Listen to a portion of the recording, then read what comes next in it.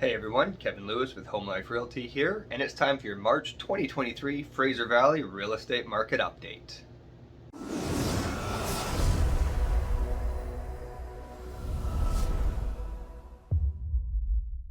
For the first time in nearly a year, we've had the market outperform the previous month in both total number of sales and HPI benchmark prices.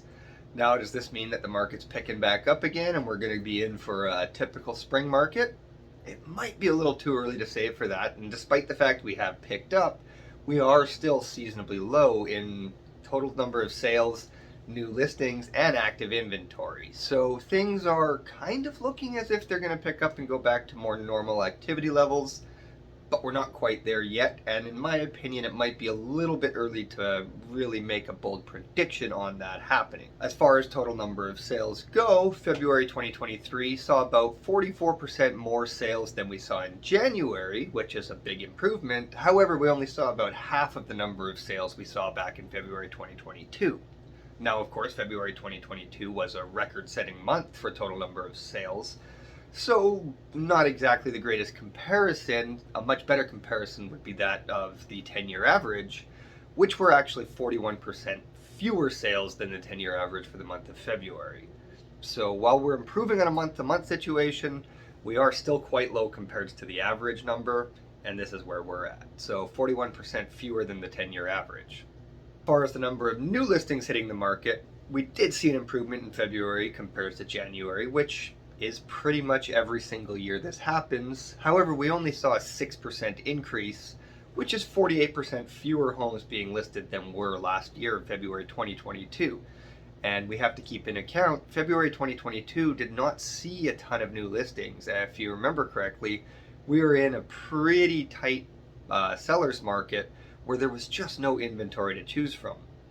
Inventory in today's market is still an issue. However, the number of sales is not really offsetting as opposed to a year ago when we had the same active inventory, but things were flying off the shelf before they would even list.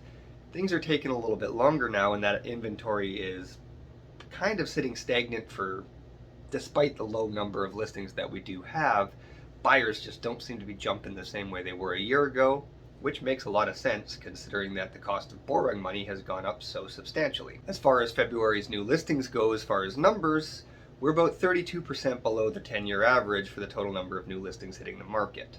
Now, of course, February, March, April is really when we tend to see the most busy months for new listings hitting the market, May as well. As the springtime, people list their homes in spring, and you can make a nice move in the summer when the weather's probably better. You can do those renovations in the summertime.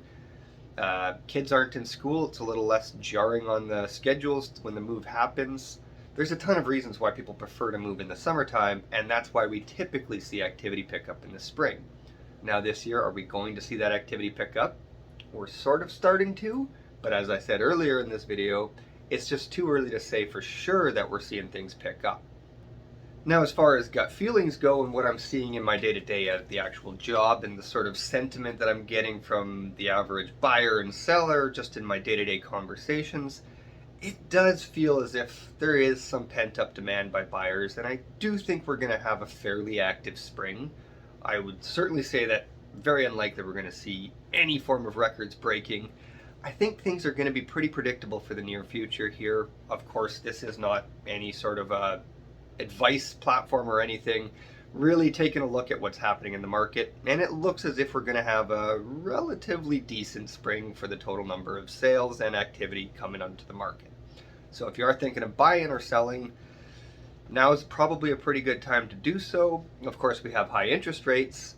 However, as we've talked about several times over the last several months, prices and interest rates have been very directly tied to each other. As interest rates go up, prices come down, but monthly payments stay right the same in between. Monthly payments back in March 2022 are the same as they are, monthly payments on the same property that has decreased in value over a year has kept the same monthly payments because the interest rates have gone up so much. So really, affordability has not changed too drastically over the last year. Just prices have come down and interest rates have gone up, keeping affordability at a pretty much net zero change. Now, of course, the banks are more strict on their lending policies, so you may be qualifying for less borrowing money, but the monthly payments themselves are what I'm talking about as far as staying the same. So, with that in mind, making predictions for the future would really be, in my opinion, a lot of stuff tied to the actual interest rates. If interest rates go up again, we might see prices come down a little bit. If interest rates stay even or go down, we'll likely see prices either stay even themselves or go up a little bit. Now, as far as whether it's a good time to buy a home, sell and then buy with the money, it really depends on your situation.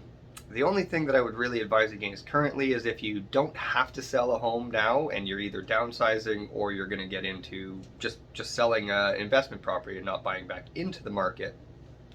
Unless you really need the funds right now, as I've already mentioned, there's a good chance that we're going to see prices go up. It depends how much and what your situation is, of course, but that's really the only part of the market where I would say let's be a little bit careful and let's really analyze what's going on for things. If you're selling and then making a move up, well, I'd say it's pretty much certainly a good thing to do that, as you're going to be able to build a ton of equity in the new, more expensive property when the market goes up 10%. 10% of $500,000 property is $50,000. 10% of $1 million property is $100,000. Just by basic simple math, you can see owning a higher valued property when prices go up will net you that much more money. Overall, it really just looks like the market is really normalizing and becoming quite stable as far as total number of sales and everything, and we are seeing month-to-month improvements in the number of sales, as well as I mentioned earlier, prices have ticked up for the first time in about a year. It does look as if we are going to be in for a fairly typical spring market. Of course, your situation is going to be unique, and whatever it is that you're looking to do real estate wise, let me know sooner than later so that we can start making a plan and really start wrapping your head around everything that's going to be happening if you do make a move happen in the near future. If you want to get in touch with me, give me a call, 604-218-5635, send me a text, send me an email, or just leave me a comment below, and we'll definitely have that discussion. Thanks for tuning in. I look forward to hearing from you.